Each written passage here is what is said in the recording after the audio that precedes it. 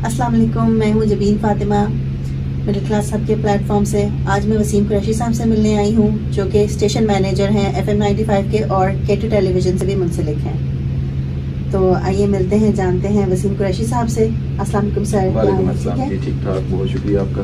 अच्छा सर, आज सर ये बताइए कि रेडियो का 90s के दौर में काफ़ी रुझान होता था सुनने का, तो अब आहिस्ता आहिस्ता इसके सुनने में कमी आ रही है, क्या वजह है, क्यों इतनी इसमें? देखिए, जहाँ तक हमने हमारे जो असातिज़ा कराम हैं जिनसे हमने सीखा है, अल्लाह बख्शे फ़खर नुमानी साहब रेडियो कंट्रोलर रिटायर्ड हुए थे, दुनिया से चले गए हैं। सलमान मुअज़्ज़म साहब माशाल्लाह हयात हैं और बहुत बड़ा नाम है ब्रॉडकास्टिंग में, वो भी कंट्रोलर रिटायर्ड हुए थे। और रेडियो पाकिस्तान से दोनों की वाबस्तगी थी, रेडियो पाकिस्तान से दोनों रिटायर्ड हुए थे। और हमारी ये खुशकिस्मती है कि वो हमारे असातिज़ा में से हैं। एक तो चीज़ ये होगी कि जिस वक्त रेडियो, सबसे पहले तो रेडियो ही आया था इलेक्ट्रॉनिक मीडिया में, फिर उसके बाद टेलीविज़न आया, फिर एक टीवी आया, उसके पास एक टाइम था PTV जैसे आया था। फिर उसके बाद आहिस्ता आहिस्ता ऐसा हुआ कि मज़ीद चैनल्स जो है वो सैटेलाइट चैनल्स जो है वो खुलते गए। और अब तो एक भरमार है टेलीविज़न चैनल्स की, सैटेलाइट टेलीविज़न की। लेकिन उसके साथ साथ ये भी चीज़ होगी कि FM से जब से लॉन्च हुआ, FM टेक्नोलॉजी जब से लॉन्च हुई, उसके बाद से रेडियो को बहुत ज़्यादा पजीराई मिली। उससे पहले थी, फिर कम हो गई, फिर बहुत ज़्यादा मिली, क्योंकि उसमें साउंड क्वालिटी बहुत बेहतर होगी, आपके पास मार्जिन ज़्यादा हो गया, ज़्यादा कंटेंट आना शुरू हो गया, लोग ज़्यादा इन्वॉल्व हो गए। लेकिन बदकिस्मती से हमारे यहाँ पर जो चीज़ सबसे हम देखने में आती है, जैसे PTV के बहुत क्वालिटी ड्रामा हुआ करते थे, एक सब्जेक्ट होता था, एक स्क्रिप्ट के ऊपर मतलब प्रॉपरली काम किया जाता था, और वो लोग उसको अब आज तक याद करते हैं। इसी तरीके से रेडियो के ऊपर भी ड्रामा भी हुआ करता था, म्यूजिक के प्रोग्राम्स भी हुआ करते थे, मुल्क से मोहब्बत के हवाले से वो भी मिली नगमे भी चला करते थे, और इस तरह की दीगर चीज़ें जो हैं वो हुआ करती थी। FM आने के बाद थोड़ी सी जब लिबर्टी आ गई, उसके अंदर फिर दूसरे ममालिक का कंटेंट भी ज़्यादा शामिल होना शुरू हो गया। जब फिर एक कंपटीशन क्रिएट हुआ, तो उसमें आकर सबसे बड़ी जो मार पड़ी वो होगी कि क्वालिटी खो दी। जब तक वो जो कहते हैं ना बेउस्तादे, जब बेउस्तादे लोग बीच में आना शुरू हो जाएं और वो फिर अपने आप को उस्ताद समझना शुरू कर दें, तो फिर वो उस जो भी मीडियम है उसका जवाल वहां से शुरू हो जाता है। रेडियो मैं ये समझता हूँ कि टेलीविजन से भी मुश्किल है बेसिकली करना, क्योंकि आपने अकेले बैठकर और आपने सिर्फ ये सोचना है कि मुझे इतने घरों में या इतनी गाड़ियों में इतनी जगह पे लोग मुझे सुन रहे होंगे, और अपने एक्सप्रेशन से आपने उनको अपने साथ इन्वॉल्व करना होता है। तो अदाकारी में तो ये चीज़ होती है, आपको पता कि कैमरा है, लोग मुझे देख रहे हैं, मैंने उनके डायरेक्टर है, आप जो को आपको बता रहे हैं कि आपने ये करना है, ये करना है, ये करना है। लेकिन यहाँ पे ऐसा सिलसिला नहीं है। रेडियो जॉकीज जिन्हें बोलते हैं कि मतलब पूरे रेडियो के ऊपर उसने कमांड कर ली। जवाल की जो बड़ी वजह है, मैं समझता हूँ कि उसके अंदर बेउस्तादे लोगों का आना, प्रॉपर ट्रेनिंग्स ना होना, पता ही नहीं कि बोलना क्या है, कैसे बात करनी है, अब अजीब अजीब सवाल रख लेने, आपको 1 करोड़ रुपया मिलेगा क्या करेंगे, जिन मिल जाए रास्ते में तो आप, इस तरह की वो चीजें, मतलब कोई फ्रूटफुल गुफ्तगू जिसको हम लोग कहते हैं ना, वो इतनी ज्यादा नहीं है। फिर एक और चीज बड़ी अहम है जिससे रेडियो भी और सैटेलाइट टेलीविजन दोनों अफेक्ट हो रहे हैं, क्योंकि जाहिर बात है कि दुनिया तरक्की की तरफ चल रही है, जिसमें एंड्रॉइड फोन का बहुत बड़ा अमल दखल है, और जिसमें सोशल मीडिया जो है वो बहुत ज़्यादा इन्वॉल्व हो गया है, जिसकी वजह से अब हर चीज़ आपको टेलीविज़न देखने की ज़रूरत नहीं है, वहीं पर अवेलेबल है। न्यूज़ आपको ऐसे ही मिल जाती हैं, बहुत सारी चीज़ें ऐसी, जो म्यूज़िक आपको वहाँ से मिल जाता है, सब कुछ आपको वहाँ से मिल जाता है। लेकिन बात क्या है, उसके बावजूद रेडियो फिर भी किसी एक जगह पे स्टैंड ज़रूर कर रहा है। लोग अभी भी सुनते हैं, जहाँ पर नेट की अप्रोच नहीं है वहाँ पे भी लोग उसको सुनते हैं, भी है लोग गाड़ियों में लगाना पसंद करते हैं, उनके मजे की बातें जो चल रही होती हैं साथ में। लेकिन हमेशा वही चैनल्स ज्यादा सुने जा रहे हैं इस वक्त भी, जहां पर किसी हद तक क्वालिटी प्रोग्राम्स हैं। लेकिन अगर हम क्वालिटी को मेंटेन नहीं रखेंगे तो ये इंडस्ट्री मजीद जो है वो जवाल की तरफ जाएगी। सर ये बताइए कि सोर्स ऑफ इनकम क्या है रेडियो का?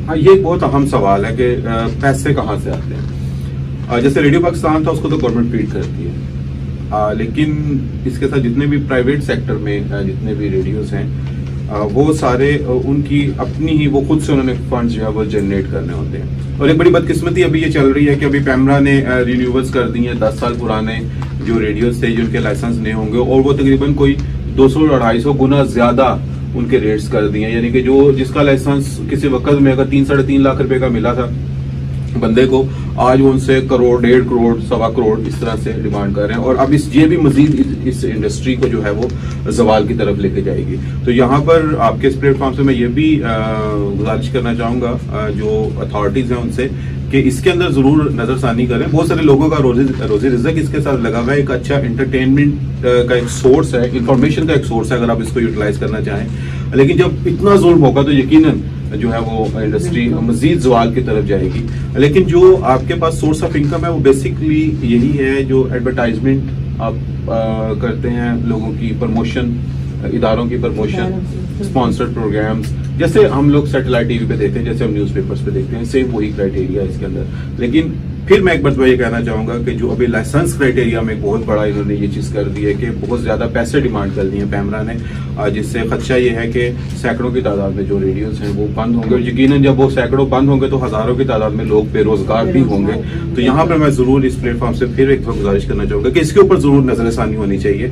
फीसें बढ़े लेकिन एक हद तक बढ़े, क्योंकि ये इतना लंबा चौड़ा सोर्स ऑफ इनकम नहीं है। करोड़ों के बजट्स नहीं आते रेडियो के, लाखों में बड़ी मुश्किल से जाते हैं। मतलब यही है हैंड टू माउथ वाला सिलसिला कि बस अपने मामला चलते हैं, वो बड़ी मुश्किल से हो जाते हैं। बाकी सोर्स ऑफ इनकम फिर भी एडवर्टाइजमेंट है इसमें। अच्छा सर, ये बताएं अगर किसी ने रेडियो ज्वाइन करना हो तो उसके लिए उसे क्या क्राइटेरिया, उसका क्या होना चाहिए, क्या आपकी डिमांड होती है? देखें, हमने जब ये लॉन्च किया था तो उस वक्त तो ये चीज थी कि सबसे अहम चीज है कि आप ग्रेजुएट कम अज कम हो। उसमें थोड़ा बहुत ऊपर नीचे ज्यादा पढ़े लिखे लोग भी आ जाते हैं, कम पढ़े लिखे लोग भी आते हैं। लेकिन 2-3 चीजें ऐसी हैं जिसके ऊपर हम लोग कंप्रोमाइज नहीं कर सकते। यानी कि अगर खुदा ना खास्ता ही तो अल्लाह ताला की तरफ से है कि अगर कोई तोतला, जिसको हम लोग बोलते तथला कर बोलता है, या तोतला, या आवाज बहुत ज्यादा नॉइजी है, इस तरह की चीजें हैं, तो उसको तो बड़ा मुश्किल हो जाता है खासतौर पर ब्रॉडकास्टिंग में लेके आना। और दूसरी एक अहम चीज इसके अंदर यह है कि बंदे का टेम्परामेंट कैसा है, उसकी सोच कैसी है। क्योंकि हम यहाँ पर जब बैठे होते हैं तो हम लोगों को बेसिकली एंटरटेन और इन्फॉर्म करने के लिए बैठे होते हैं। बस औकात को ऐसी गलत कॉल आ गई, आगे से रिएक्ट उस तरह का कर दिया बंदे ने, तो वो फिर एक चीज चल पड़ती है, वो उन चीजों को अवॉइड कर सकता है बंदा। दूसरा कि उसका जनरल नॉलेज कि आया वो चीजों को ऑब्जर्व कर सकता है। और मैं सबसे अहम चीज एक बताना चाहूंगा कि जरूर रेडियो को ज्वाइन करें, क्योंकि आप इससे बहुत अच्छे ऑब्जर्वर बन सकते हैं। आप बहुत चीजों को उन चीजों के बारे में जान सकते हैं। जब आपने रोज एक नया टॉपिक लेकर आना है तो फिर आपने चीजों को ऑब्जर्व भी करना है। जैसे यहाँ पे हम कमरे में बैठे हुए हैं या किसी स्टूडियो में बैठे हुए हैं तो हमने देखना चाहिए बल्ब है, अच्छा यहाँ पे ये झंडा लगा हुआ है, अच्छा यहाँ पर ये चेयर्स पड़ी हुई है, तो हमने उन चीजों को फिर जोड़ना है आपस में। तो वो एक चीज बड़ी अहम है। और थोड़ी बहुत उसको टेक्निकल जो चीजें हैं वो फिर, और सबसे ज्यादा चीज है इसमें कि शौक। अगर आपको शौक है तो आप कोशिश कर लेंगे।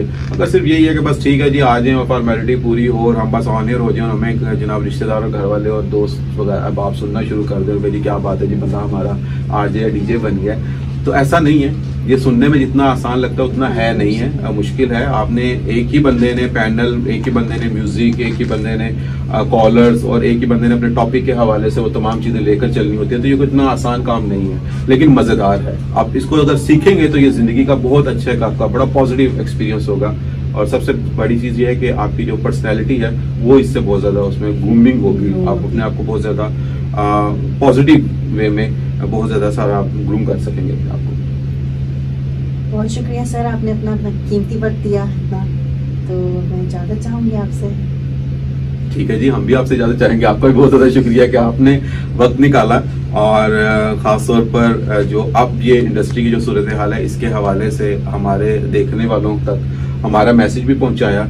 और आपका जो ये सिलसिला है जिसमें जो स्ट्रगल करने वाले लोग हैं या जो इस तरह के जो इदारे हैं उनके हवाले से बातचीत कर रही हैं, ये एक बहुत अच्छा सिलसिला है। अल्लाह ताला आपको कामयाबी दे। बहुत शुक्रिया, थैंक यू। अल्लाह सर, ठीक है जी, फिर जबीन फातिमा को इजाज़त दीजिए। अगर आप भी अपना कोई हिडन टैलेंट सामने लाना चाहते हैं तो हमसे रब्ता कीजिए। अल्लाह हाफिज़।